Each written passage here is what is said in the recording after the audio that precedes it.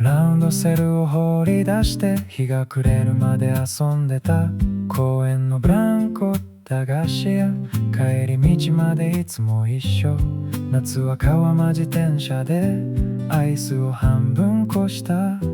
喧嘩したって次の日には何もなかったように笑った。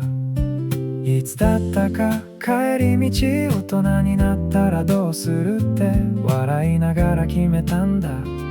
いつか二人で結婚する。未来の僕らへまだ覚えてるかな。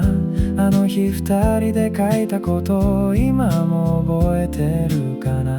大人になったら二人で結婚する。子供の字で書いた紙をお菓子の缶にしまって、公園の木の下に二人でそっと埋めた。あの頃は本気で叶うと思ってた。いつの間にか制服を脱いで別々の道を歩いてた。連絡することも減って君の名前も口にしなくなった。今じゃ毎朝スーツを着て満員電車に揺られてる。仕事ばかりの毎日であの頃のことも忘れてた。ある夜古い写真が机の奥から出てきた。泥だらけの僕らと見覚えのある大きな木。その瞬間何かを思い出しかけた。何か忘れてる、ずっと忘れてる。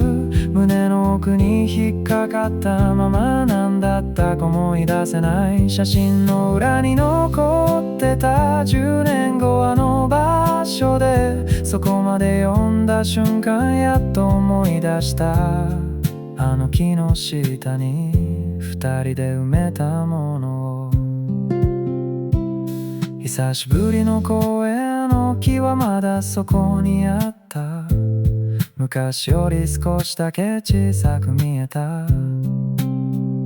この辺だったっけって土を掘っていたら指先に触れた。錆びた小さな缶、蓋を開けると未来の僕らへ。その下には大人になったら二人で結婚する。思わず笑った。でもなぜか少しだけ泣きそうになった。未来の僕らへ元気にしてるかな。思ってた未来とは少し違ってるけど、あの日の約束を忘れてしまっていても、あの日笑ったことまでなくなったわけじゃない。